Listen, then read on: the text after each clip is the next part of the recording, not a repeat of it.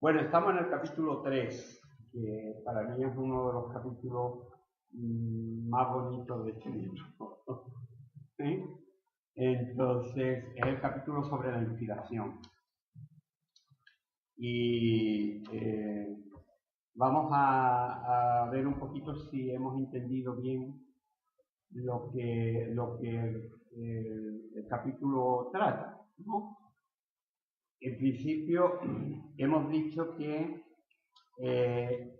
los términos que se emplean para hablar de inspirado, de que la escritura era inspirada, que son dos términos, theopneutos y feromenoi, eran dos términos griegos. El primero significaba soplado de Dios y el segundo significaba llevado de Dios, ¿no? O guiado por Dios. Entonces, tanto uno como otro tienen el mismo sentido.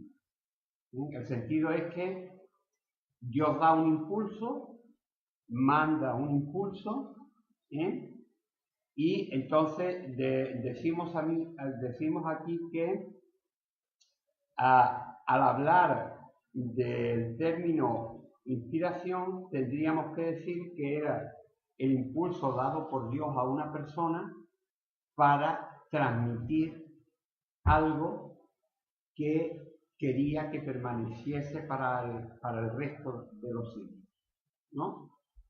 Entonces, una cosa interesante aquí es descubrir que cuando aquí se mencionan estos términos de inspirado en relación a la escritura que se está haciendo referencia no es a toda la Biblia, pues no estaba toda la Biblia escrita, sino es a los textos del Antiguo Testamento. ¿Sí? Entonces yo creo que hasta ahí lo entendemos. Sí. Vamos bien, ¿no? Entonces, luego pasamos al concepto de ver de dónde ha salido la idea de que el término inspirado quiere decir que está libre de errores. Porque parece que ese es el caballo de batalla, ¿no? Es decir, el concepto que hay en los grupos, digamos, más estrictos, más conservadores, es que si la Biblia es la palabra de Dios y Dios no se equivoca, pues entonces la Biblia no puede contener el más mínimo error. Pero claro, eso crea un doble problema. Es decir, que si la Biblia no puede contener ningún tipo de error, porque entonces no sería la palabra de Dios, y contiene errores, pues entonces no es confiable, ¿no? Yo he puesto para ver que hay que tener una balanza. Un equilibrio. Un equilibrio, porque sí, ni una cosa ni otra, pues se puede llegar a los dos extremos. A los dos extremos. Yo he puesto una balanza, sí, y ahí en la balanza pues darnos cuenta que no tenemos porque haya un error humano. Claro, no le quita peso ni valor a la palabra de Dios que está ahí dentro, ¿no? Entonces, entendemos bien eso y que, bueno, que nosotros reconocemos que en la Biblia hay errores, pero sabemos que esos errores no los ha hecho Dios. Es decir, efectivamente estamos de acuerdo con la primera parte de ese enunciado que dice que Dios no se equivoca. Vale, hasta ahí. Pero los hombres que han escrito, sí. ¿No? Entonces, eso es importante. Entonces, aquí al tratar el tema de la inspiración, dijimos que vamos a hablar acerca de tres cosas. De la forma, es decir, cómo se produce la inspiración. Vamos aquí donde estamos de la forma. ¿Cuál es el medio en la inspiración? Y después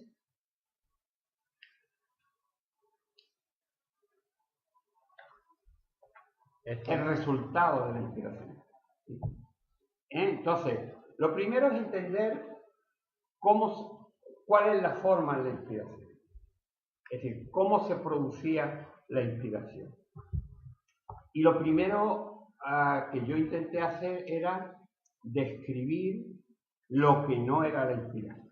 Es decir, la inspiración no es que tú estés así un día y que de pronto pierdas la conciencia y el espíritu te lleve a donde sea y entonces tú empiezas a pensar lo que te dé la gana, ¿no? El arrebato o el éxtasis.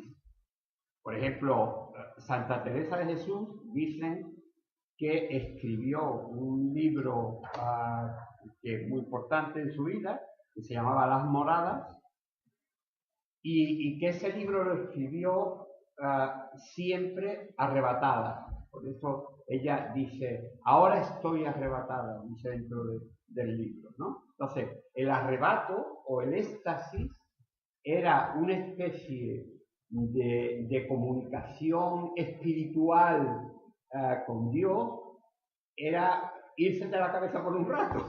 Como una posesión. Como si fuera... ¿no? Entonces, ella empezó a tener en esos arrebatos, ella empezó a contar un poco lo que era el infierno y contaba cómo el infierno era como... y contaba distintas visiones del infierno. Entonces, había un apartado que era como un gran pasillo en el que los condenados estaban metidos como si estuvieran emparedados, metidos en unos huecos en las paredes, ¿no? Y esos huecos de las paredes, fijaos, la mala leche, porque hay que decirlo así, ¿no? Es decir, esos huecos se iban cerrando y abriendo continuamente sobre los condenados hasta que los iba a asfixiar.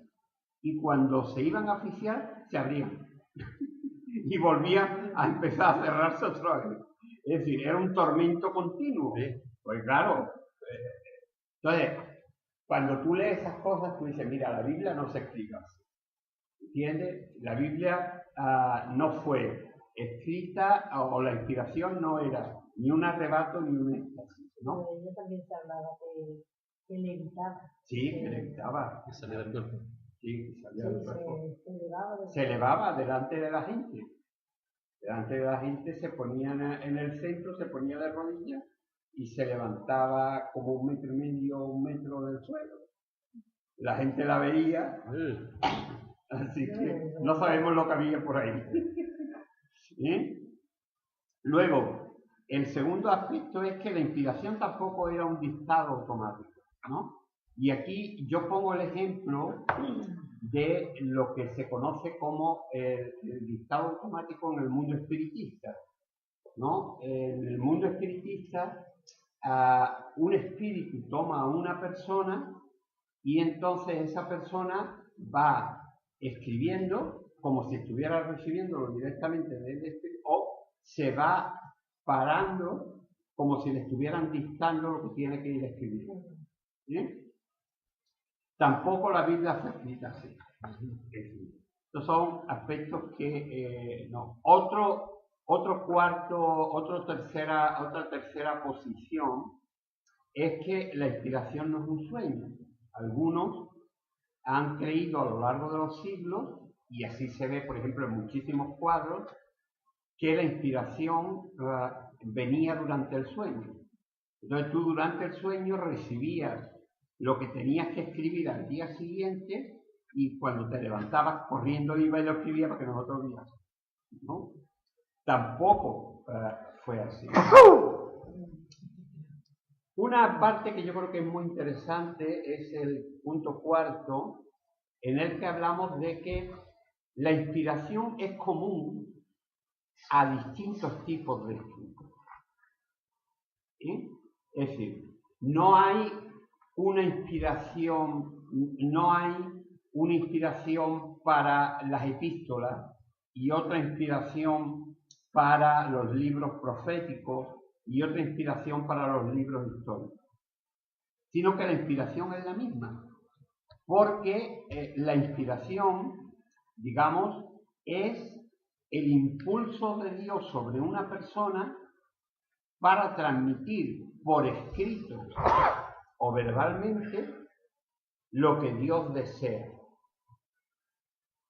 Es decir, que no estamos hablando de inspiración solamente cuando hablamos de escritura. Ahora la estamos aplicando a la escritura. Pero hablamos de inspiración también sobre una persona que está hablando.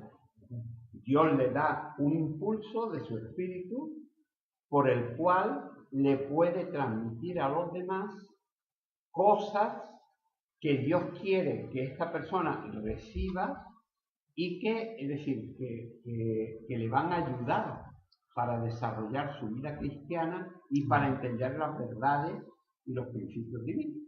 Para nosotros esto es algo sencillo de aprender, porque como lo vivimos, claro, cuando leemos la palabra que viene el Señor y nos, y te habla, nos quita el velo y viene al instante, nos viene mostrando algo y viene a través de todos los libros de la ley, del pacto, de la memoria, del profético, de la visión, de todo lo que en todo, porque la inspiración es algo general, es impulso de Dios dado sobre una persona. O una persona está predicando y al instante pues lo recibe, o está viendo una película y lo recibe, y para recibir algo solamente tiene que ser que Dios vaya y te lo dé. Claro, por ejemplo, lo que nos pasó el domingo. El domingo, si tú te das cuenta, yo prediqué 3 mensajes diferentes, en 3 módulos diferentes.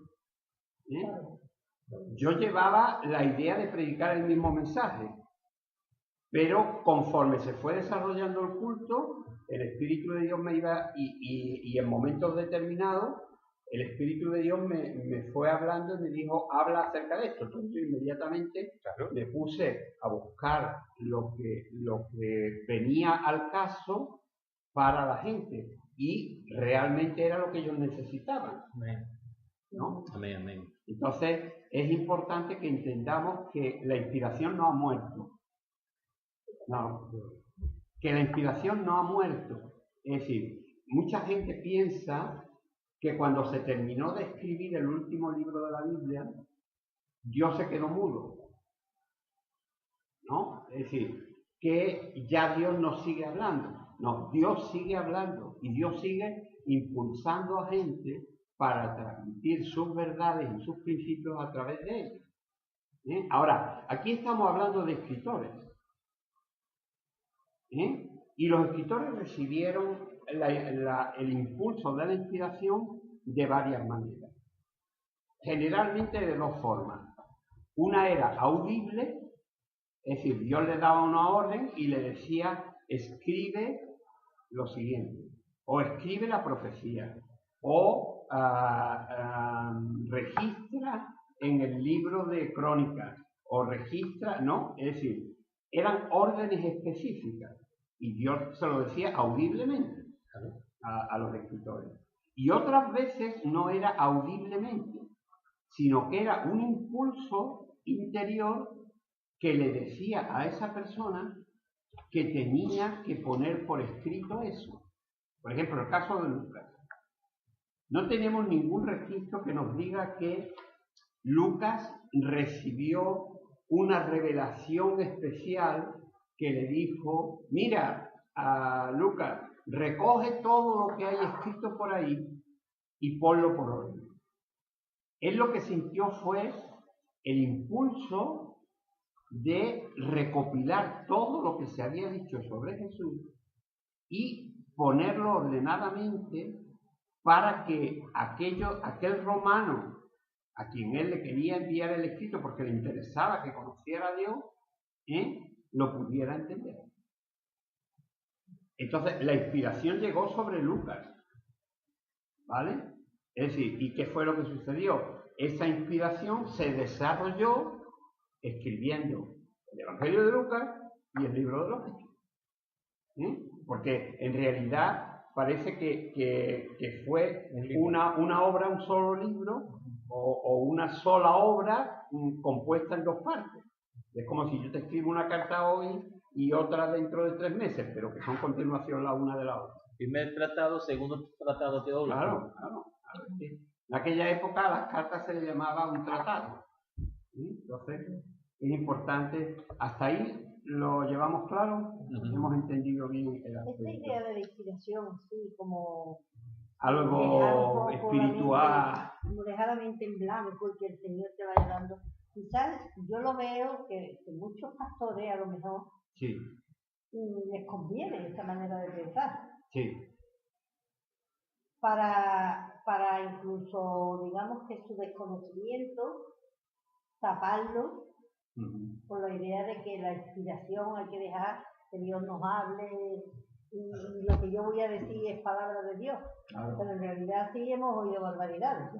Pero cuando se recibe una palabra de Dios, sí, se nota en la forma de hablar, sí, en la seguridad, en que es totalmente fidedigna a como dice la Escritura y como la dice, y la seguridad, que no te equivocas ni haces tartamudeo, se nota.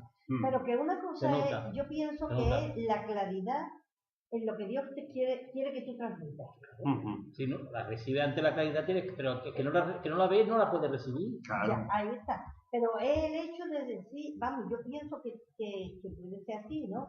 El hecho de decir, el Señor pone la idea que Él quiere, porque yo veo, por ejemplo, en los profetas, cómo Dios les dice, dile al pueblo esto. Sí. Y ahora el profeta lo desarrolla a su manera. A su manera.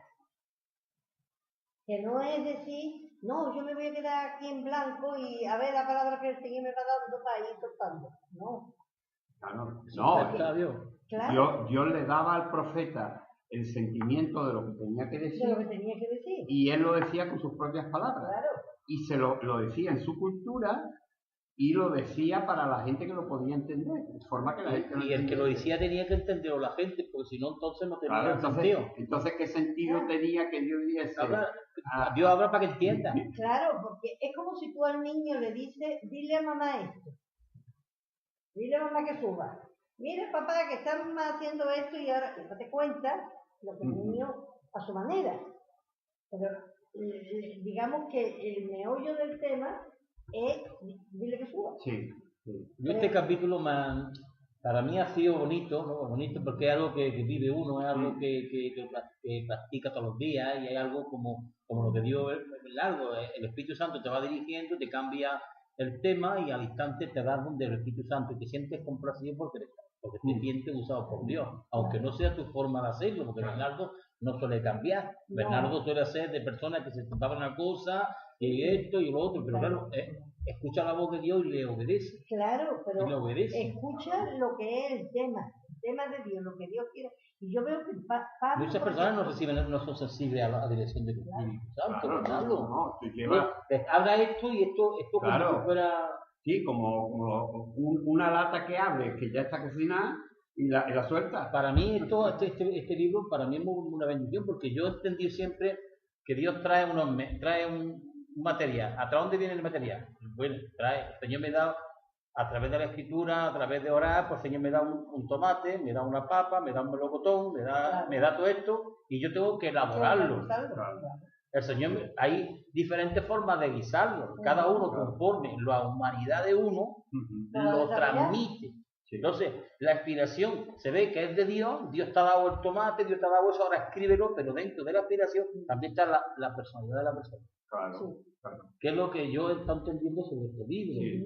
Entonces, usted hace una papa frita y la hace de una manera.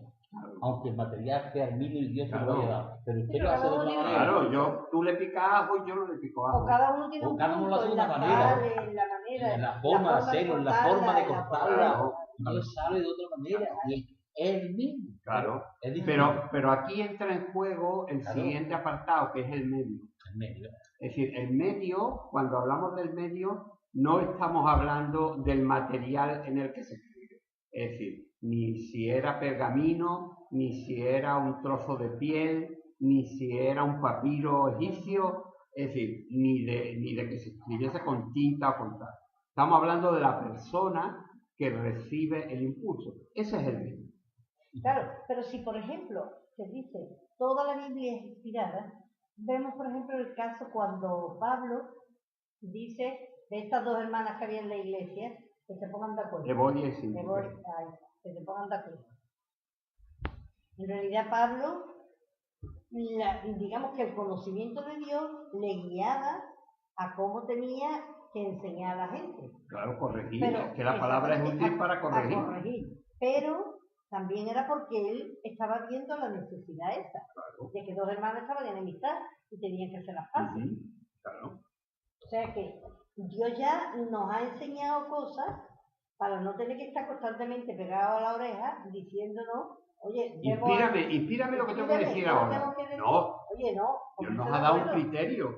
Es decir, Pablo, por ejemplo, dice en alguna ocasión, esto no lo manda el Señor, lo digo yo. Es decir, yo tengo mi propio criterio sobre esto y yo lo transmito. Pero es agradable a la voluntad de Dios. Claro, pero está de acuerdo con la voluntad de Dios. Yo hay una cosa que me gusta mucho, y hay que ver cuando vamos a presentar la Santa Cena. Siempre cogemos el texto de Primera de Pedro, nos gusta más. De Primera de Corintios. De Primera de Corintios, eso, de Primera de Corintios. Siempre nos gusta más. ¿Por qué? Porque aparte que es exactamente cascado, pero dice que lleva a otro nivel. Lleva a otro nivel porque te explica más cosas. Y casi todos usamos más ese texto. ¿Por qué? Porque si te das cuenta, dice, yo recibí del Señor lo que... Vemos que todavía no se había escrito Lucas. Claro. No se había escrito Lucas cuando él escribió eso, seguramente, claro. ¿No? Seguramente no lo habría escrito. No. Entonces vemos que Dios pone ahí y cuando hacerlo esto en memoria mía. Y cada vez que lo hacéis estáis anunciando mi muerte, mi resurrección, y te da una enseñanza y hacer esto indignamente, te da una enseñanza tremenda. Y eso está escrito antes que lo escribiera Lucas. Claro. Y bueno, vemos cómo lo tomamos nosotros y cómo dice, yo lo recibí del Señor. Claro. Dice, claro. Claro, es que él no estaba allí presente cuando el Señor lo dijo. Claro, entonces eso es importante. Lo recibí del Señor. Bueno, vamos a hablar acerca del medio. ¿Habéis entendido bien el ejemplo que yo pongo aquí de la piedra? Es decir, vamos a ver. ¿Qué es la piedra? No. La piedra no es el mensaje. La piedra es la inspiración. Bueno, la inspiración, lo que Dios. Ahora, ¿quién lanza la piedra? Dios. ¿A quién se la lanza? A la persona que va a hablarla. Exactamente. Pero tenemos distintos tipos de personas. Es decir, lo mismo que aquí se menciona el caso de que si yo lanzo la piedra en el agua hace unas ondas. Pero si yo lanzo la misma piedra a una tinaja de aceite, las ondas que hace son diferentes. El resultado es diferente dependiendo del medio. Pero ¿qué pasa si lanzamos la piedra contra otra piedra? Contra una roca. Choca y no produce nada. O si la lanzamos sobre la arena. Desplazará unos poquillos granos de arena, pero en realidad, es decir, no produce una reacción, un algo provechoso, por decirlo de alguna forma. ¿No? Entonces, es muy importante que entendamos que trasplantando esto al medio, tenemos que decir aquí como se dice, las piedras de la inspiración de Dios cayeron a sus lagos, que eran el medio, como resultado aquí de una epístola de Pablo, allí de un registro de crónicas, más allá de una profecía de Habacuc o de un salmo de alabanza. Es decir, en cada caso la piedra era la misma, pero la persona era distinta. Y el pueblo al que había que transmitirle esos principios de Dios, estamos en la página 68. ¿No? Y eso, el pueblo al que había que transmitirle ese mensaje final era distinto. Entonces, es muy importante que entendamos que en todos los casos la forma fue la misma, es decir, Dios lanzó la piedra a alguien, pero esa persona era distinta al otro, y como era distinto al otro, lo transmite de una manera, o lo transmite Dios. ¿No? ¿Lo hemos entendido así o no? Sí. Entonces, hemos dicho, en el medio o en la inspiración, tenemos varios elementos. El inspirador, que es Dios. La inspiración, que es la piedra. El medio, que es la persona en la que cae la piedra. Y el resultado. El resultado es las ondas que produce dependiendo del elemento en el que cae. ¿No? ¿Hasta ahí llegamos? Llegamos, pero con... La piedra, Dios. No, la piedra no. Es la inspiración. No, Dios es el inspirador. Inspirador. La piedra es la inspiración. Exactamente. Ahora, ahí es donde está la piedra es la inspiración. Pero, por ejemplo, un poeta. Sí. Le viene la inspiración. ¿Y qué es la inspiración? La inspiración es la piedra que lo impulsa a escribir algo. Y escribe una poesía, por ejemplo, si es poeta. O digamos... Pero digamos que para mí la inspiración es lo que Dios te dice, el tema del que tienes que hablar. Sí, es que eso es la piedra. Por eso yo he dicho antes la palabra, lo que Dios te diga. Tú, por ejemplo, el poeta no le viene la inspiración y dice, bueno, y ahora ya tiene una idea del tema que quiere tratar. Sí, pero lo primero que llega al inspirador es el impulso, que es la piedra. Es decir, Dios pone en el corazón de alguien o le habla audiblemente y le dice, o escribe, o prepara. Sí, pero cuando Dios le dice, escribe esto. No. No escribe No, le dice escribe la profecía. O escribe esto para que se registre y quede para la posteridad. Es decir, no se le dice el cómo lo tiene que escribir. La piedra sería el conjunto de ese impulso junto con lo que vas a decir. Pero no junto con lo que vas a decir. Lo que vas a decir lo vas a desarrollar usando tu propia personalidad.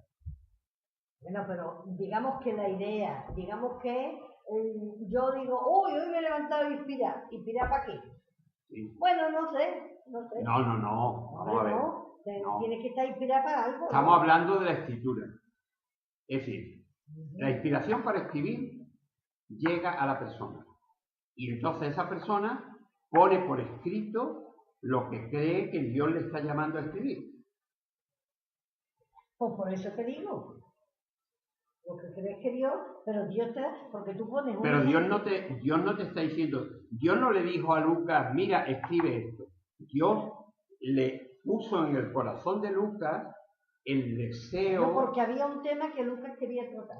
Claro. Y investigó, y se organizó pero y investigó. Claro, tú por ejemplo pones un ejemplo. Pero Dios puso el querer como el hacer. Claro. Por ejemplo, tú dices, iba a hablar sobre qué predico, sí. Ahí tú no tienes la inspiración. La inspiración es cuando Dios te da un versículo, claro. Un tema, una palabra. Claro, te lanza la piedra. Ya. Es decir, ¿y cómo se produce eso? Pues normalmente tú estás buscando de Dios o estás en comunión con Dios. Es decir, para que se produzca la inspiración, el medio y el inspirador tienen que estar cerca. Hombre, eso por descontado.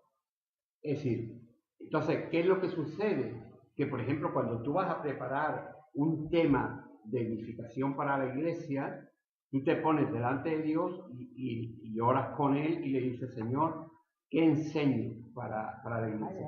Y a veces, te da un rema. Claro, y entonces Dios usa a veces una palabra, a veces una idea, a veces algo incluso que has podido leer y que en ese momento Dios empieza a hacértelo más claro y a desarrollártelo. Y entonces tú dices, pues esto, yo pongo aquí el ejemplo de lo que fue una vez que yo estaba orando delante del Señor y, es decir, a mi mente solamente vino una palabra, que era la palabra excelencia. Y ahora yo desarrollé eso. Entonces, que Dios te inspira exactamente, para que... salvando las distancias, porque evidentemente yo no soy ni Pablo, ni Lucas, ni ninguno de esos hombres que fueron especialmente usados por Dios para guardar algo, ¿no? Para la posteridad, pero para mi iglesia yo hice esas mismas funciones, ¿no? O por ejemplo, yo cuento aquí aquella mañana que yo me levanté en Canadá con el deseo de escribirle a la iglesia antequera una carta que se pareciera en alguna forma, porque claro, aquí ya uno tiene la referencia, ¿no?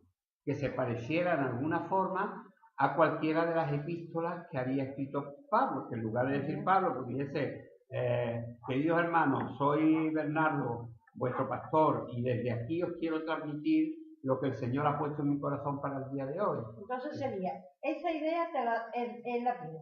Claro. Y la onda sería lo que tú desarrollas. Claro, el desarrollo. La piedra, lo otro es el desarrollo. Claro. El resultado es el desarrollo. Bueno, el desarrollo es la forma en que llegas a algo que quieres transmitir y luego ya lo das. Bien puede ser hablado, escrito. Es decir, no pensemos que la inspiración sirve solamente para la escritura, para lo escrito, sino que sirve también para lo hablado. ¿Bien? Entonces, ¿alguna cuestión sobre el tema de la piedra? Manolo, ya lo hemos entendido. Está claro, ¿no? Ahora sí. Vale. Ahora, un aspecto muy interesante aquí, yo creo que es entender que Dios ni cambia ni elimina el medio. Los medios, pues, es lo que Dios nos da, ¿no? No, los medios son las personas. Bueno, las personas que Dios nos da, que aquí son la Biblia, ¿no? No. El medio es la persona en la que cae la piedra. Es decir, el medio eres tú. El cocinero. Y yo, exactamente. El cocinero tiene que elaborar lo que Dios ya le ha dado. Exactamente. Y tiene que cocinarlo a su manera. A su manera. Yo he puesto aquí la metáfora de la cocina, ¿no? Vale. He puesto una metáfora para entenderlo porque yo lo entiendo así. Está bien. Está bien. Pero lo que tú tienes que tener claro es que hay veces en que Dios te puede decir, mira, te doy unas papas y un pollo y esto, y hay un puchero. Te está diciendo la receta. Claro. Y hay veces en que no te dice la receta. Tienes que ver qué puedes hacer con aquello. Sino que tú, sabiendo y teniendo, buscando la voluntad de Dios, dices, pues yo con esto puedo hacer 3 tipos de platos. Y entonces busco la dirección de Dios para hacer lo que creo que es más correcto y más conveniente para este momento. Bien para la iglesia o bien para transmitir para un que futuro yo pueda desarrollarlo, a la generación. Que yo pueda desarrollarlo y sepa hacerlo bien. Exactamente. Porque para qué quiero coger los materiales y estropearlo. Claro. ¿Entiendes? Entonces, entendemos bien lo que es el medio. El medio siempre, cuando aquí estamos hablando del medio, estamos hablando de personas. Lo tengo escrito aquí. ¿Vale? Los medios son las personas. Exactamente. Entonces, ¿qué es lo que sucede? Que si una persona habla malamente un idioma y tiene que escribir en ese idioma, pues cometerá eso, ¿lo ves? ¿No? Es decir, si Mari Carmen tiene que escribir en inglés y no sabe inglés, ¿cómo le saldrá la escritura? Mal. ¿No? Entonces, ¿por qué? Porque en su propia naturaleza ella no tiene la destreza para hablar en un buen inglés. Bueno, eso pasa, por ejemplo, con el Evangelio de Juan. El koiné, el griego común que se hablaba en el tiempo de la Escritura, digamos, era un lenguaje, por decirlo de alguna manera, un lenguaje vulgar, un lenguaje del pueblo. ¿Vale? Pero había gente que no, que el griego no era, el koiné no era su lengua natal. Habían nacido en un entorno hebreo, en el sentido religioso, pero luego habían sido educados en arameo. Es decir, imaginaos el lío que tenían, ¿no? Porque cada persona somos un resultado de lo que se nos enseña, lo que hemos aprendido y lo que vamos incorporando a lo largo de la vida, ¿no? Entonces, Juan, por ejemplo, era torpe a la hora de escribir griego. Entonces, en el Evangelio de Juan, los expertos, yo no soy un experto en griego, pero los expertos en griego dicen que el koiné del Evangelio de Juan es muy pobre y que comete varios errores. Y que además esos errores se repiten tanto en Primera de Juan como en el Evangelio de Juan. Con lo cual indica que esos dos escritos son del mismo autor. ¿Entiendes? Si yo, por ejemplo, estoy escribiendo y pongo la palabra papá, Abba, ¿no? Y yo no la acentúo, yo digo papa, y repito ese mismo error en Primera de Juan y en Juan, pues que cualquiera que lea esos dos escritos, hombre, puede haber otra persona que cometa los mismos errores que yo. Pero por lo menos, si se sabe ya de antemano que Juan es uno de los que ha podido escribir ese escrito, y comete el mismo error, pues nos garantiza que efectivamente hay una prueba documental de que en los escritos de Juan este error es común.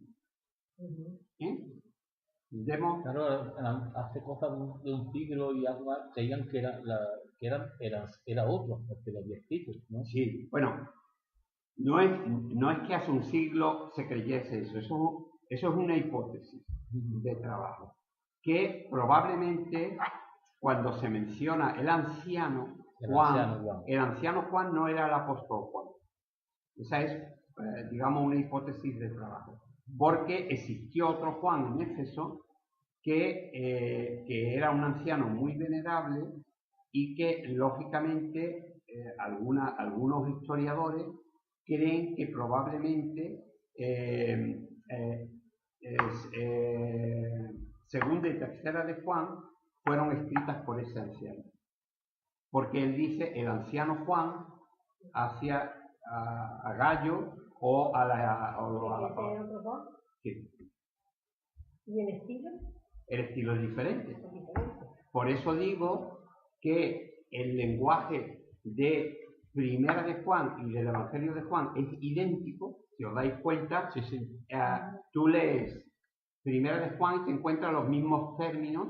Mira, los términos básicos del Evangelio de Juan son vida, luz, camino, agua, ¿no? Bueno, todos esos términos se repiten continuamente en Primera de Juan. Verbo.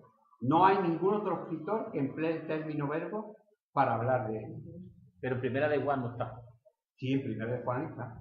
En la segunda y la tercera. En la segunda y la tercera no. Entonces en Primera de Juan sí. O sea, Juan empieza diciendo, lo que han visto nuestros ojos tocante al verbo de vida. Sí, porque el verbo estaba desde el principio y se nos reveló la vida. ¿No? Entonces es una copia del Evangelio de Juan capítulo 1. Es una copia. ¿No? Entonces, claro, tú dices, bueno, es que esto se ve claramente que es casi una repetición de lo que Juan había dicho. Entonces eso te da garantía de que esos dos textos están escritos por la misma mano. ¿Vale? Porque si tú tienes un vocabulario, pues ese vocabulario se repite en todos los fallos una vez y otra vez. Yo tengo el fallo que siempre que digo la N, pues mira que lo sé. Que yo lo pongo como una N, pero se me pongo como una M. Pero yo lo sé, que la cosa es que yo lo sé, pero lo escribo. Y yo lo sé. Claro. La cosa es que yo lo sé. Sí, pero si tú leas unos escritos y no pones el nombre, por lo menos esa es la que te Enrique. Claro. ¿Lo escrito Enrique? ¿Por qué? Porque estaba escrito sin embargo, yo sé que allí antes de M, antes de P se escribe M, antes de D se escribe. Pero sin embargo, me acostumbro a escribir en mayúscula y es tan parecida que me escribo. Mira, por ejemplo, tú escuchas a Miguel y Miguel ahora ya lo está corrigiendo. Pero Miguel desde siempre ha dicho convicción.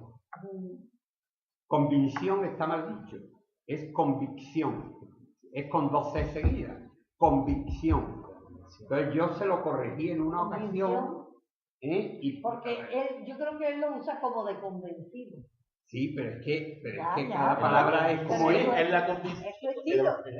Yo hay palabras que digo que están mal dichas, pero la he dicho toda mi vida así y me gusta decirlas así. Las sigo diciendo. Claro, si tú tuvieras que escribir, pues a lo mejor escribirías así. Si Miguel escribiese, probablemente él, al hablar de convicción, o lo escribiría bien, o lo escribiría mal. Si lo escribiese mal, pues entonces sabríamos automáticamente que ese escrito es de Miguel y no mío. Digamos que eso es como el andaluz. En los andaluces sabemos a la hora de escribir distinguir la C, la S, pero a la hora de hablarlo parecen todas las mismas. Lo decimos como nos da la gana. Pero tenemos eso. Sí. Y ya está. Entonces es muy importante que entendamos que Dios no ha eliminado la personalidad del medio. Recordad, el medio son siempre personas. La piedra es la inspiración. Dios es el inspirador. El primer medio es escrito inspirado por Dios. Exactamente. Entonces, el inspirador es Dios. El primer medio es el escritor inspirado por Dios. ¿Vale? O sea, que aquí todos los medios son personas. ¿Vale? Es decir, tanto el escritor, autógrafo, se llama autógrafo, a los que escribieron primeramente el texto, original el texto, el copista también es un hombre, o una persona. El traductor también es un hombre. Todos estos son medios, ¿vale? Y el receptor final somos los lectores que hoy tenemos el mensaje. Entonces yo creo que este gráfico ayuda mucho a entender esto. Ahora, aquí tenemos en el gráfico los medios en la izquierda y en la derecha, digamos, aquí tenemos el resultado.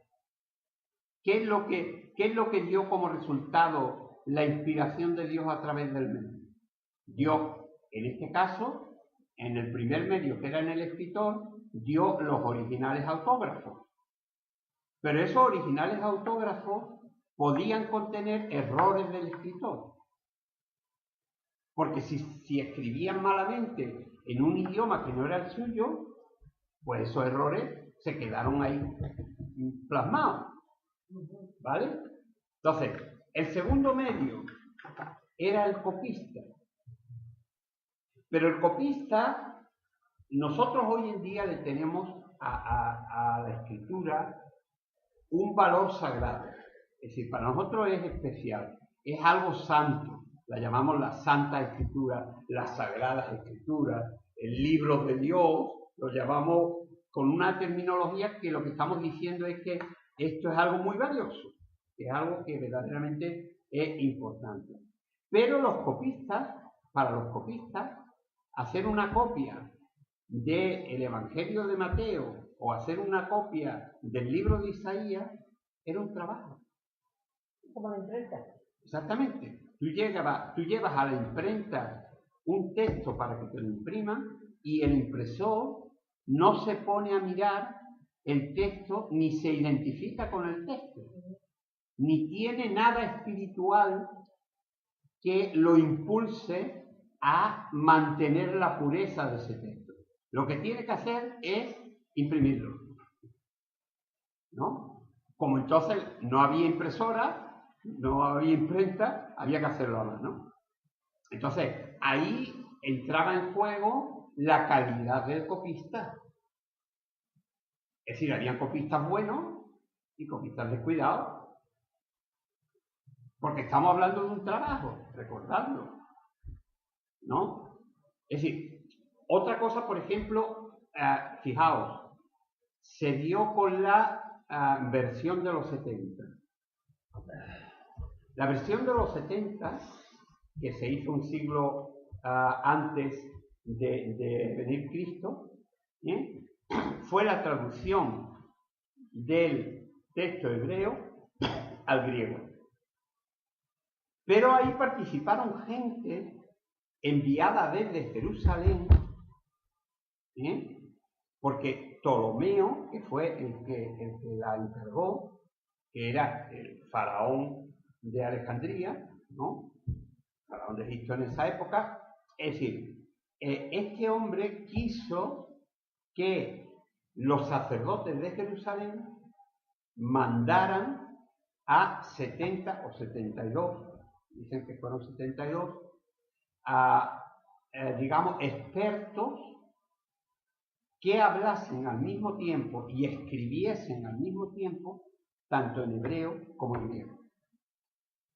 Quería gente de calidad.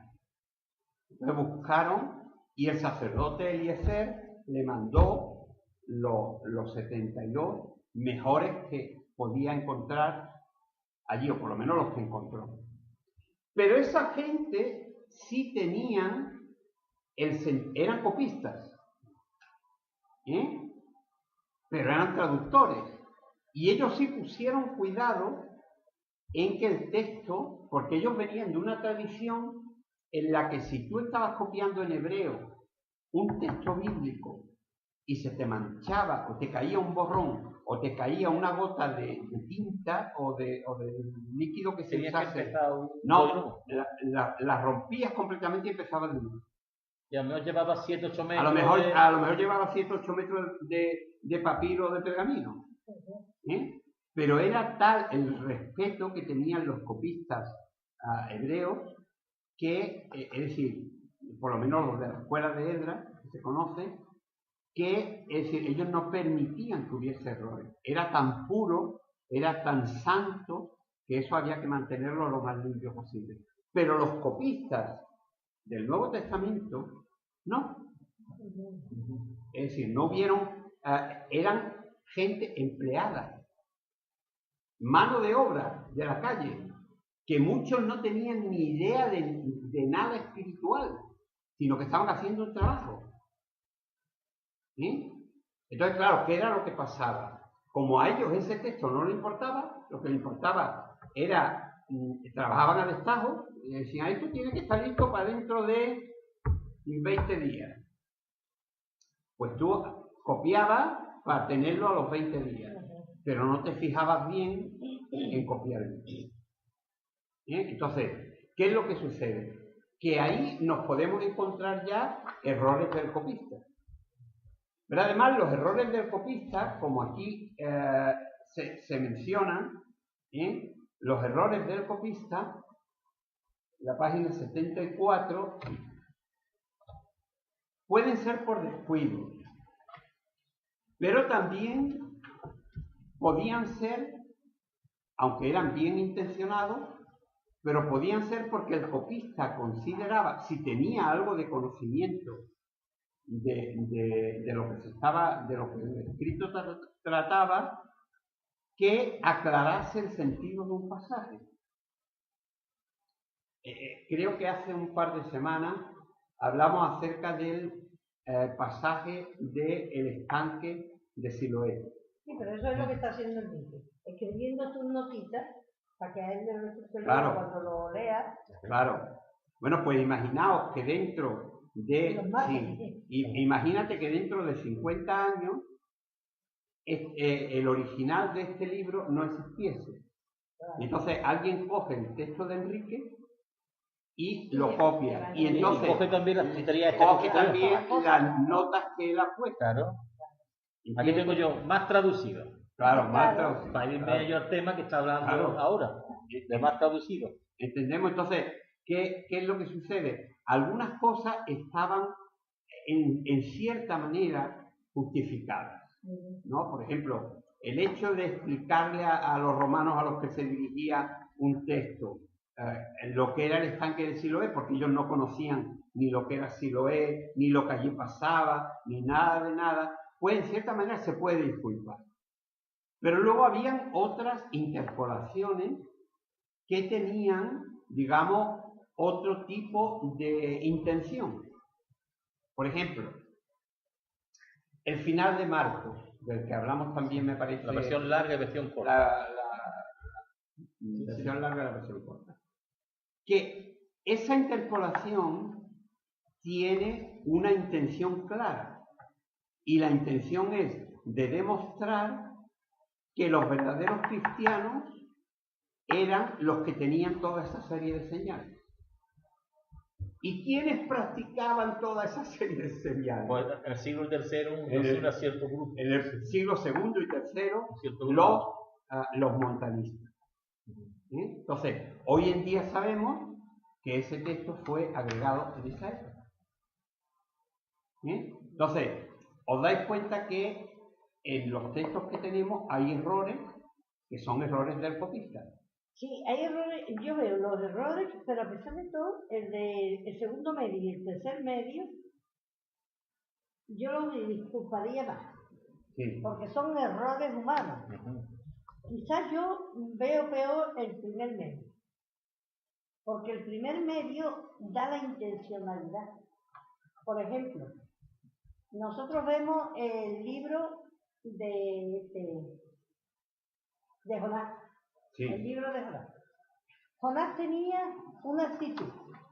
Y como él tenía esa actitud, a la gente la predicación que le hace es una predicación de un Dios que va a destruir la tierra y que está diciendo en tantos días la tierra será destruida, de un Dios, digamos, duro.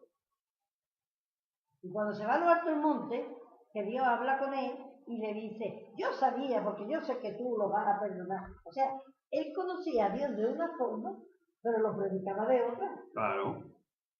A la gente, pero a la gente, ¿qué es lo que le transmitía? Sí. Le transmitía un Dios duro.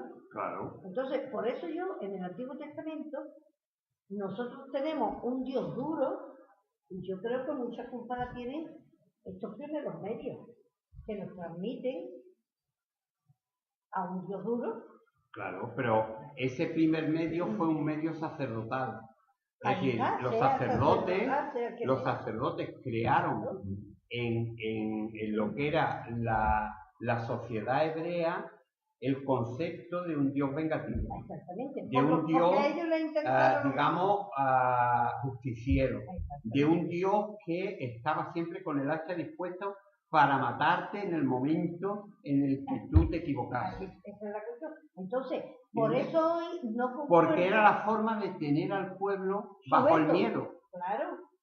Y entonces, pero como favor hacia Dios. Claro, como tú, digamos, siempre estabas haciendo las cosas mal, pues entonces tenías que recurrir al sacerdocio para que el sacerdocio te librara de esos que hacían mal a través de los sacrificios. Sí, pero entonces era una manera más de mantener vivo el sistema sacerdotal. Pero es una manera que hoy día se sigue transmitiendo. Por eso la gente tiene ese concepto del Dios duro.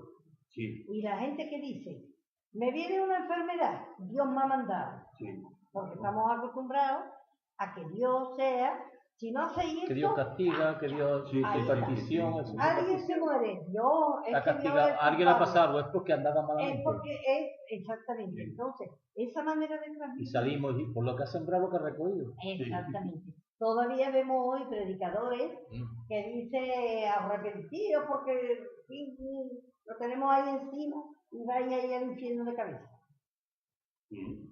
Entonces, no se está transmitiendo el mensaje del Dios de Jesucristo. Se está transmitiendo un mensaje que a la gente lo que hace es decir, mira, Dios bien lejos de mí, que yo no tengo ganas de eso. Entonces, luego, entendemos entonces que en los copistas se producían diferentes tipos de errores. Errores de descuido, errores bien intencionados y luego errores mal intencionados. Y luego también se producían interpolaciones obligadas. Cuando ya la Iglesia se convirtió en Estado, la Iglesia definía el texto de las Escrituras. Y entonces hubieron una cantidad de textos bíblicos que se dijo, estos textos tienen que decir esto. ¿Eso está aquí? No, eso no está aquí. Eso está en otro estudio. Eso está en el estudio del Ministerio de la Mujer, porque tuve que hacer un capítulo completo sobre las interpolaciones. Y ahí está mucho más amplio. Pero vamos, el libro está para salir. Lo vamos a ver muy pronto. Entonces, para mí esos son los peores. Los peores errores. Porque son errores malintencionados. Los copistas a veces incluyeron errores, pero bien intencionados. Pero esto era malintencionado porque era desde la jerarquía eclesiástica cambiar textos bíblicos para que se ajustasen a lo que era su doctrina, su credo, su teología. Entonces, un ejemplo clarísimo pues es Primera de Juan 5:7, que ya todo el mundo hoy sabe que no está en los originales, pero que no lo quitan. Pero, sí, bueno, está quitado en muchos, pero, y ya hoy todo el mundo lo discute, pero, es decir, durante mucho tiempo, como en la Vulgata se incluyó, y casi todas las traducciones que se hicieron a partir de la Vulgata, se incluyó el texto. Es como hablábamos antes con tus notas en tu libro. ¿Entendemos? Pero claro, aquí en este caso lo que sucedió fue que la Iglesia utilizó ese texto que no decía eso, para que se ajustase a la doctrina que se acababa de dar en Nicea, que era la doctrina trinitaria. Bueno, pues si hubieran metido, por ejemplo, para mantener la cuestión de la Virgen, sí, de que fuera arrebatada a los cielos, de que fuera... Claro, cualquier cosa. Y ahí porque no van a encontrar ningún versículo. A mí me gusta mucho el error este que veo aquí. Yo estoy mirando mucho lo que es la espada, el programa de la espada, y mira muchas versiones. Sí. En las versiones más modernas y más eso, ya viene con 18 años, ya no viene con 8 años. Está hablando de rey claro, claro. Joaquín, es que no tiene sentido que un ponga una persona con 8 años a reinar. Claro, o que por ejemplo, que el padre de otro lo tenga con 11 años. Claro. Es muy raro. Puede darse un caso, pero que se dé específicamente en eso, no. El problema de ahí era que, es decir, que se olvidaban de poner esos signos que indicaban por ignorancia. Pero lo hacían por ignorancia. El padre se muere con 40 años y hereda el hijo que tiene 42 ya. Es ilógico, o sea, son cuestiones que nos enseñan. Finalmente tenemos el error del traductor. Es decir, el traductor está escribiendo, por ejemplo, si hablamos de hebreo, el traductor está escribiendo a lo mejor un texto que originalmente fue registrado pues hace 3000 años. ¿Vale? Y luego el del Nuevo Testamento hace más o menos 2000 años, ¿no? Si está traduciendo del griego. Pero esos no son nuestros idiomas. Por ejemplo, en el siglo XV, en el siglo XVI, en determinadas órdenes religiosas, como por ejemplo eran los jerónimos, ¿tú eras jerónimo? No, tú eras trinitario, ¿no? Tú eras de los de Nicea. Tú eras de los que decían, esto tiene que decir esto. Tú eres de los de Nicea. No. Tú eres de la tribu de... Cuando decimos Jerónimo no eran los indios. Está hablando de Jerónimo ahí de Sevilla.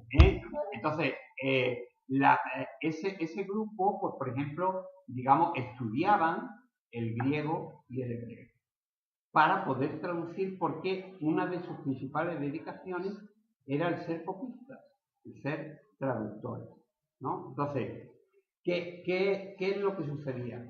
Que el nivel que se podía alcanzar de conocimiento de los idiomas antiguos estaba muy limitado, porque tú no estabas hablando el idioma que se hablaba en aquella época, ni las palabras que se utilizaban en griego en aquella época, en el siglo XV o XVI, tenían ese mismo significado. Os voy a poner un ejemplo. ¿Os acordáis el texto de Ezequiel capítulo 28 en el que se menciona que alguna gente dice que se dice que el diablo era el director de la alabanza? Que dice, tus flautas y tus tamboriles fueron preparados para ti en el día de la creación, ¿no? Bueno, pues resulta que el término flautas y el término tamboriles que ahí se emplea, que ha sido traducido por Reina y Valera,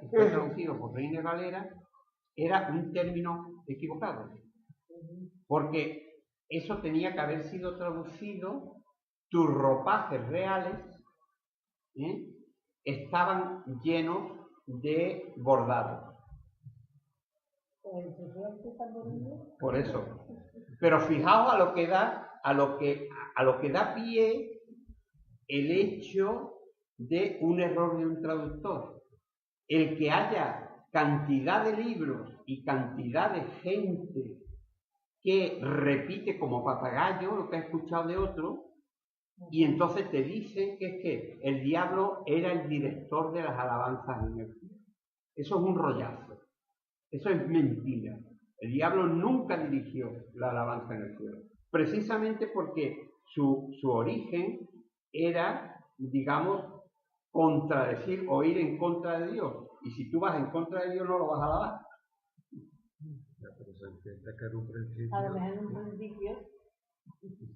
Sí, pero es que el texto no menciona nada de alabanza. El texto está clarísimo.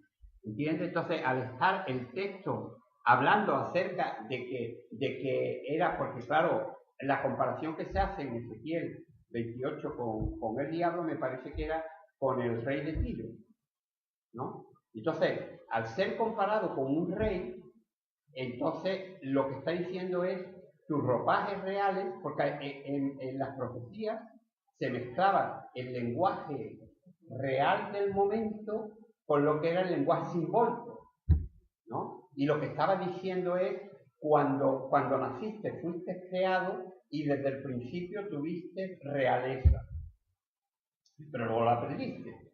Entonces caíste del cielo, o lucero, hijo de la mañana, y todo. Entonces, las malas traducciones llevan a errores. Y nosotros tenemos muchas malas traducciones. Otro ejemplo muy claro.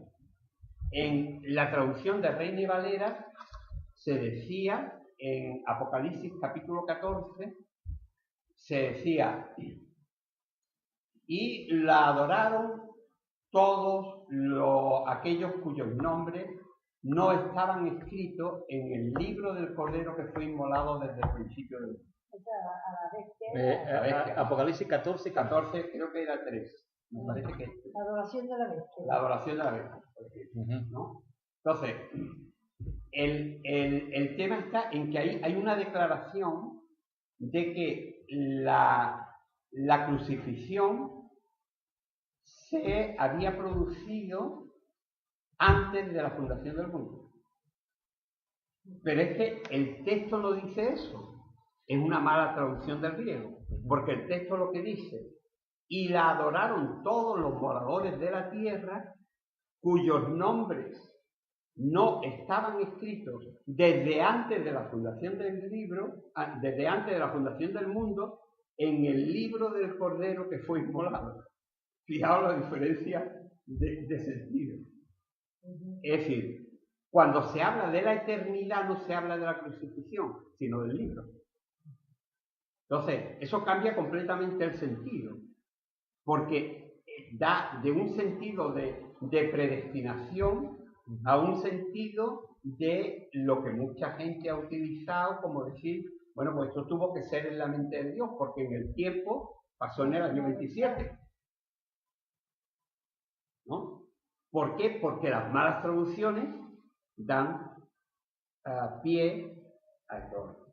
Y entonces nosotros tenemos que tener mucho cuidado con que las traducciones también son un elemento de error. Hoy en día lo que se intenta es recuperar, como hemos visto ya en los capítulos anteriores, recuperar el texto original lo más limpio posible. Y gracias a Dios, hoy tenemos un texto muy depurado. Ya se le ha quitado muchas cosas que no estaban. Y además, hoy en día, aunque se intenta guardar un respeto al texto que todo el mundo ha conocido siempre, pero no hay ningún deseo de ocultar a la gente nada, y se ponen los textos que no están entre corchetes, se ponen entre paréntesis para que la gente sepa que ese texto, y normalmente se le mete una nota indicando que ya sabéis que hoy en día aceptamos las notas en la Biblia como algo normal. Pero hubo una época en la que hablar de una Biblia con notas era hablar de una Biblia católica. Hoy en día el 95% de las Biblias protestantes, evangélicas, las versiones, todas están llenas de notas. Porque hay muchas cosas que nos tienen que explicar porque vienen de otros idiomas y vienen de otras épocas.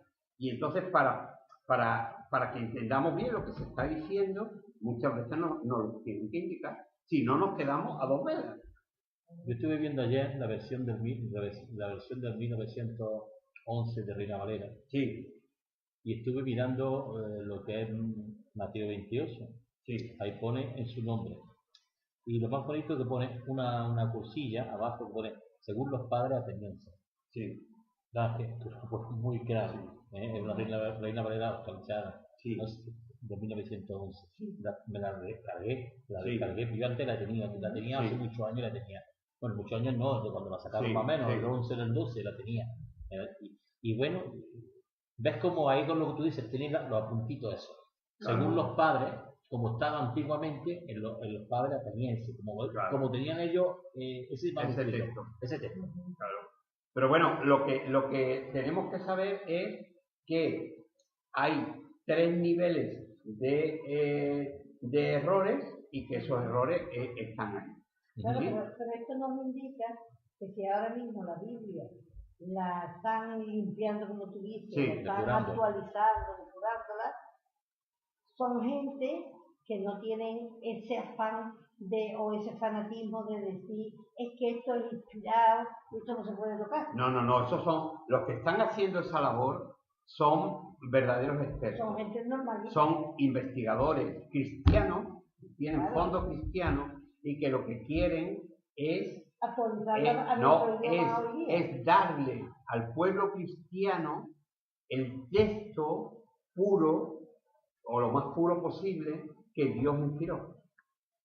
Pero adaptado a nuestro lenguaje de ahora. Claro, adaptado a nuestro lenguaje de ahora. Pero si las personas estas que no permiten, porque dice es que Dios se lo sopló así en la oreja, pues ¿cómo van a permitir estas cosas? Claro, hombre, yo me he encontrado con gente que te dicen que si no usan la Reina Valera de 1960, que parece que es la Biblia santa de los protestantes. Pero más santa entonces la del 11 que la anterior.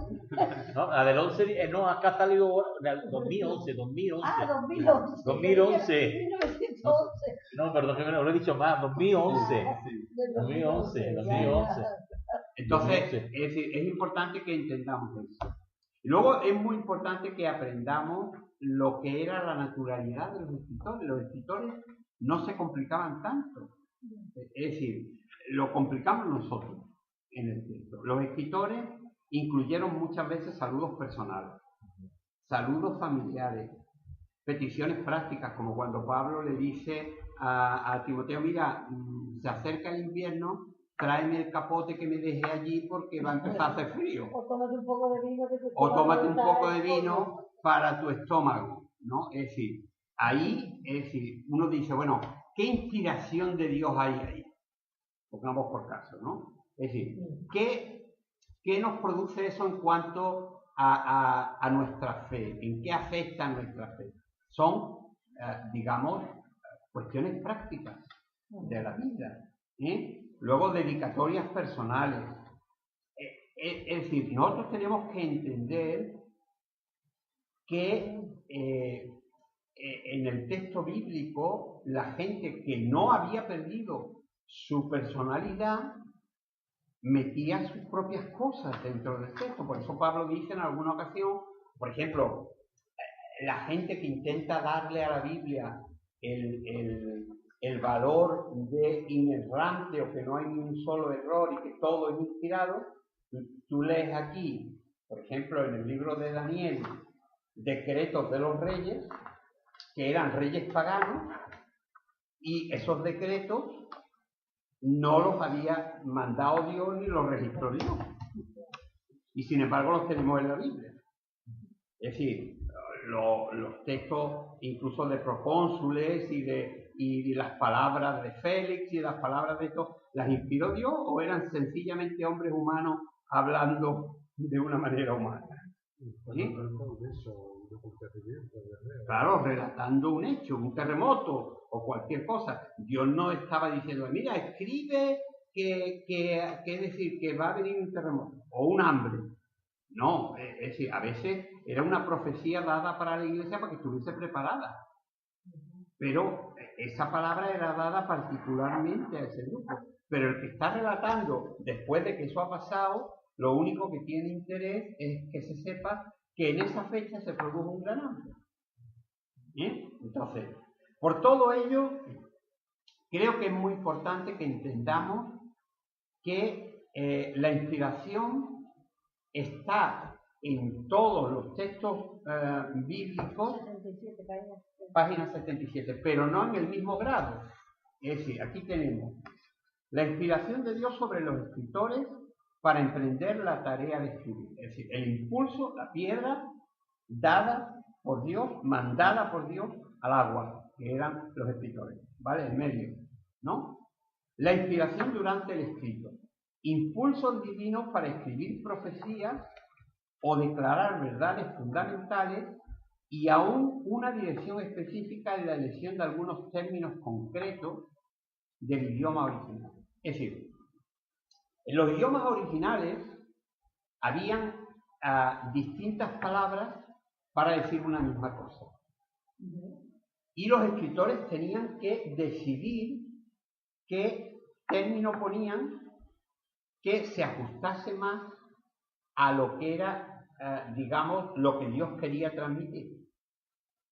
Y entonces yo estoy convencido de que Dios no solamente inspiró a la gente para que escribiese, sino también durante la escritura.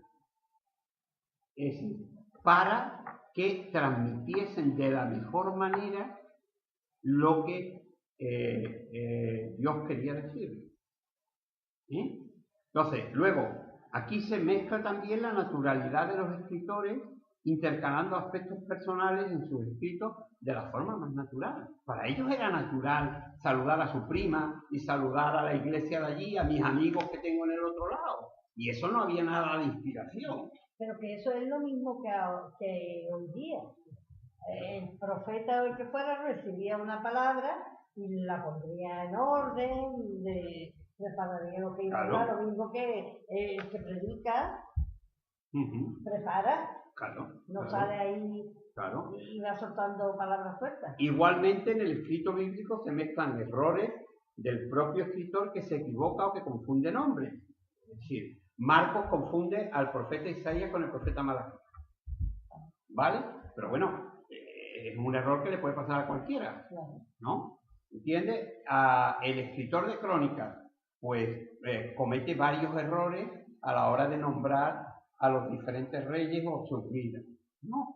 Luego, había otro aspecto que muchas veces nos olvidamos, es que son los fallos de memoria en la transmisión de hechos que pasaron mucho tiempo atrás y que son escritos muchos años después. Es decir, esto se ve, digamos, de una manera un poco especial en la manera de redactar, por ejemplo, de Juan. Juan escribe en el año 100, pero está escribiendo hechos que vivió en el año 27. Sí, han pasado 73 años. Juan tiene ya 100 años. Es decir, que ya está viejecito y está chocheando, por decirlo, aunque Dios lo use, pero es una persona que hoy diríamos, es decir, es una persona que ya está cagada, ¿no? Como se dice por ahí. ¿No? Y en algunas ocasiones, pues él cuenta cosas o cuenta relatos que no está muy claro cuándo sucedieron. Si sucedieron en la última Pascua, en la primera o en la segunda. Porque Jesús vivió 3 Pascuas. O sea, en el ministerio. Él vivió las 33 de su vida, ¿no? Pero bueno, vivió 32. ¿No? Pero cuando en el Evangelio de Juan, pues no se sabe exactamente. En Lucas y en Mateo parece que, por ejemplo, el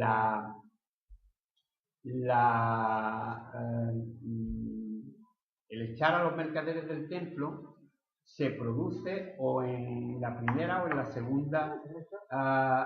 segunda Pascua. Claro, no, el hecho no cambia. Por eso estoy diciendo fallos de memoria.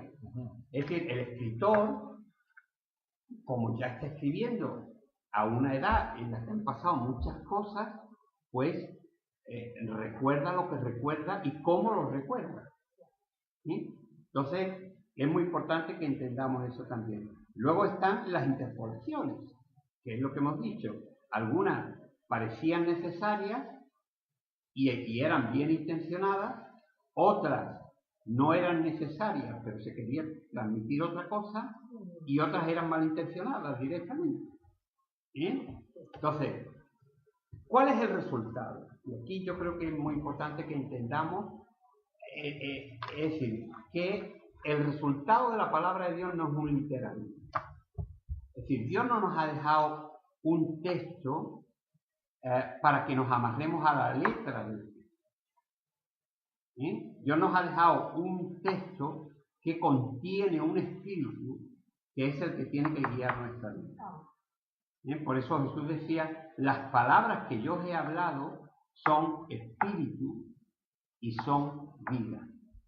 Es decir, el texto que nosotros tenemos, las palabras que Jesús dijo, no son solamente un texto escrito, sino que contienen unos principios espirituales, contienen unos valores espirituales que realmente son importantísimos. Entonces, por favor, no caigamos nunca en el literalismo.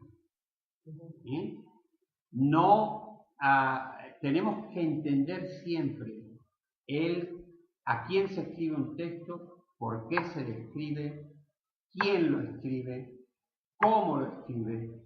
Es decir, eso es una regla de estudio que se llama la regla de los 7 whys, porque fue una regla que se hizo en inglés, que es quién lo dijo, cómo lo dijo, por qué lo dijo, a quién lo dijo, para qué lo dijo y qué dijo, ¿no? Entonces, 7 pasos. Entonces, nosotros tenemos que entender que esa regla no nos lleva al literalismo, sino que nos lleva a entender, es decir, el porqué de ese pasaje. Entonces, por favor, huyamos siempre del literalismo. El literalismo ha hecho mucho daño. La gente por el literalismo se castraba, porque Jesús dijo, mira, es mejor que se pierda uno de tus órganos a que te pierdas tú. Y entonces, muchos creyentes de los siglos II y III que se volvieron ascetas, que se metieron en monasterios, para no tener tentaciones sexuales, se cortaban los testículos. Es decir, eso es literalismo. A Galileo se le condenó por el literalismo porque la Biblia decía que el sol se detuvo, lo cual era falso. La que se detuvo fue la Tierra. ¿No? Entonces, claro, tenemos que tener mucho cuidado con el literalismo porque el literalismo hace mucho daño. Ahí el que escribió eso se equivocó escribiendo. Es que en aquella época todavía no habían descubierto. Claro. Que, claro. O sea, él escribe lo que ve. O sea, el que está escribiendo dice que el sol se detuvo ese día. Pero fijaos que cuando se está escribiendo ese pasaje, se dice y el sol se detuvo durante tanto tiempo y tal. Es decir, que está contando una historia que ya se lo han contado antes de escribirla. Porque él no estaba viviendo ahí. Sí, es como cuando hablan, me parece que no sé si en Cabo se paró en tal lado, se paró en tal pueblo.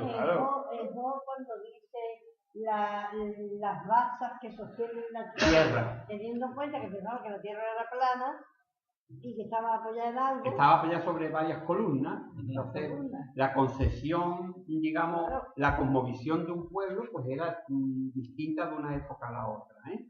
Entonces, ¿cuál es el resultado de todo esto que hemos hablado? Es una verdad inspirada y escrita por inspiración. Es decir, la verdad que tenemos en la Escritura está inspirada por Dios, la palabra de Dios está inspirada por Él y además ha sido escrita a través de una inspiración lanzada a una serie de gente a la que Dios ha escogido. ¿Por qué página va? Estamos en la página 81. 81. ¿Eh? Entonces, aquí tenemos que tener en cuenta, estamos terminando, ¿eh? Aquí tenemos que tener en cuenta varias cosas con respecto a lo que es la Biblia. La Biblia no es un libro de ciencia. Es decir, por tanto, todos aquellos que piensan encontrar en ella una respuesta científica fracasarán estrepitosamente. Aunque hay algunos datos científicos que se dan en la Biblia que hoy sorprenden para la época en la que se escribía. Porque, por ejemplo, Isaías habla acerca del círculo de la Tierra, ¿no? Es decir, eso tuvo que ser algo que él entendió por revelación, porque en aquella tierra se pensaba que la Tierra era un cuadrado. ¿Sí? Entonces, hablar de un círculo en aquella época era, digamos... En cierta forma, legalmente se ve... Claro, el horizonte se ve. Claro. En ciertos sitios se ve la curva. Claro, en algunos lugares se ve, ¿no? Entonces, es importante, por ejemplo, yo he dicho siempre, no usemos nunca la Biblia o, por ejemplo, el libro del Génesis para intentar luchar contra la evolución. ¿Por qué? Porque el libro del Génesis no fue escrito para eso. Es decir, en esa época no existía la teoría de la evolución, ni nadie estaba pensando en un sistema evolutivo. Entonces, tú intentar utilizar algo para lo que no se creó, Dios creó o Dios dejó registrado el libro del Génesis para que se viese la relación que Dios tenía con los moradores primitivos y cuál debe ser la relación de los moradores primitivos con su Dios. ¿Sí? La Biblia es un libro que se escribe, recordarlo siempre, en clave religiosa.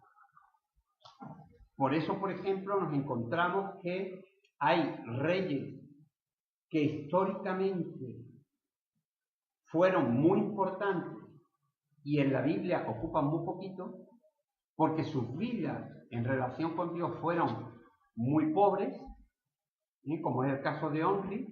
Onri es un rey que en la historia universal fue un gran rey de Israel. ¿Eh? ¿Sí? ¿Del reino del sur también? No, yo creo que... del norte. No, yo creo que es del reino del norte. Creo que es del reino del norte. ¿No? Entonces, Onri es un rey que, y además hay bastante registro histórico, hay estelas, hay toda una serie de cosas de ese reinado. Pero en la Biblia, la vida de Onri se registra en 5 versículos. Y se dice que fue malo. Porque lo que interesaba en los libros de las crónicas y en los libros de los reyes era saber si un rey había estado de acuerdo con los principios de Dios o no. O sea, la historia no se escribía entonces en clave histórica, se escribía en clave teológica, en relación con Dios. Entonces, eso es muy importante que lo entendamos. Por tanto, utilizar la Biblia como un libro histórico, queriendo decir que el hombre tiene, como dicen los judíos, 5.700 y pico de años, que te dan hasta la hora de la creación. 5.739. Sí, por ahí. Yo lo tengo apuntado, mi rey. Creo que ahora son 5.782. No tengo apuntado. Por esa época estamos, ¿no? Entonces, ¿qué es lo que sucede? Eso es una barbaridad. Porque la manera en que se contaban entonces los tiempos, y no es la manera en que lo contamos nosotros. Nosotros hoy en día tenemos formas de medir el tiempo que en aquella época no teníamos. Entonces, en la Biblia, por ejemplo, se habla de tiempos y la mitad de tiempo, ¿no? Por ejemplo, en varias ocasiones, ¿no? En el libro de Daniel concretamente se dice eso. Y eso era normalmente, pues, un año, otro año y medio año, ¿no? Pero ahí podían entrar, ya ves tú, cuando tú decías, en el día tal, podías estar hablando de 2 días al mismo tiempo. Entonces, hombre, y que la ciencia hoy día, que las ciencias han avanzado una que te dice que la Tierra tiene claro. Entonces, por eso digo que intentar utilizar la Biblia para lo que no es, por causa del literalismo, es un error.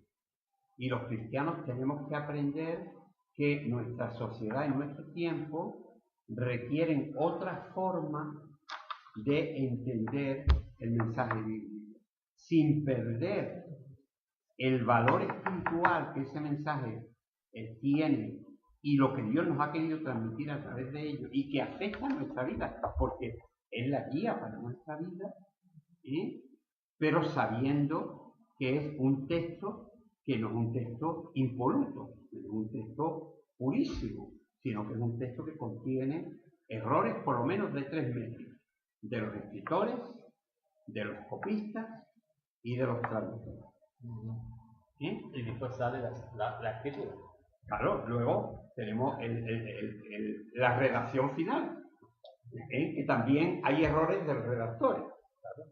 Es decir, el redactor se pudo equivocar a la hora de meter juntos determinados puntos. Entonces, que es que hay muchos medios en medio de todo eso. Entonces, preguntas sobre lo que hemos estudiado en esta semana o que no hayáis entendido suficientemente.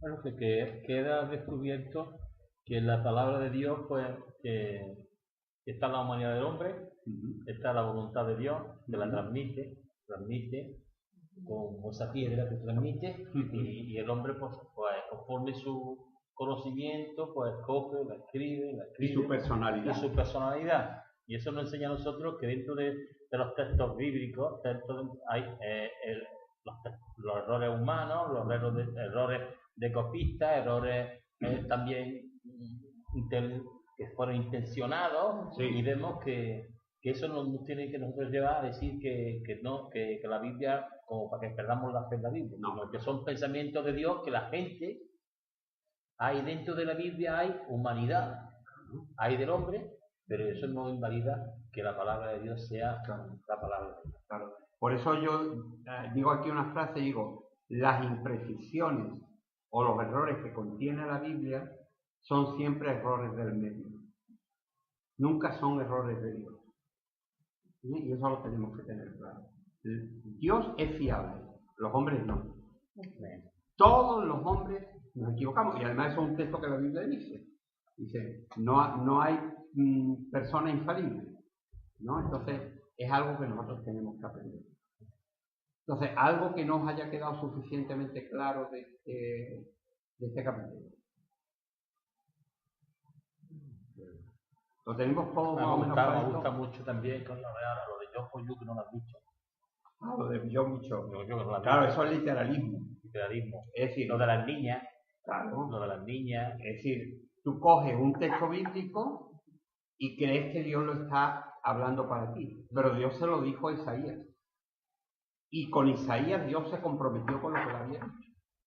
Si Isaías, yo no sé si Isaías pasó en algún momento por un lugar, digamos, en el que pudiera morir y Dios lo sacase de allí, o que pudiera incluso caminar sobre el agua, como pasó con Jesús.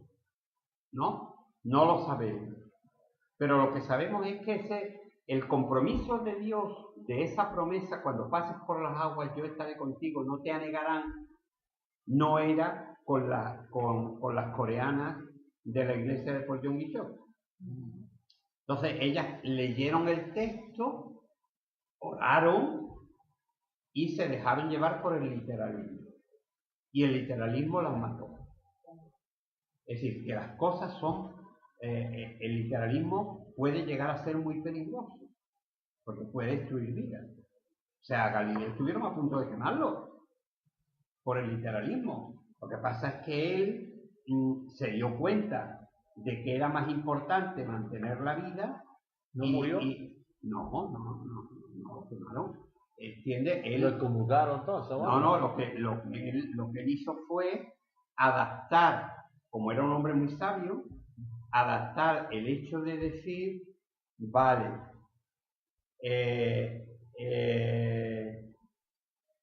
la tierra, ¿cómo fue la frase? La frase pero se mueve. Sin embargo se mueve. ¿No? Él terminó, cuando ya lo llevaron delante de la Inquisición y todo lo demás, terminó diciendo, bueno, vale, sí, la tierra no es la que se mueve, es el sol el que se mueve, pero la tierra también se mueve. O sea, sí, como que la tierra era el centro, claro, pero sin embargo se movía. Que el centro también se movía. Que era la que giraba alrededor del sol. Entonces es importante que entendamos eso. Bueno, la próxima semana vamos a ver un capítulo muy interesante que es el entendimiento de la palabra de Dios y la Biblia. Y seguramente, como nos dará un poco de tiempo, capítulo 5 vamos. Capítulo 4. Capítulo 4, que es muy cortito, pero que tiene mucha profundidad. Sí. Y si nos queda algo de tiempo, pues empezaremos a ver el tema del canon, que es más largo. Entonces, recordad para la próxima semana leer el capítulo 4 y el capítulo 5. ¿Bien? Con el fin de que vayamos dejando cerrado todo lo que hayamos pasado. Que eso ya lo tengamos claro y no haya que volver a ello. ¿Vale? Bueno, pues oramos.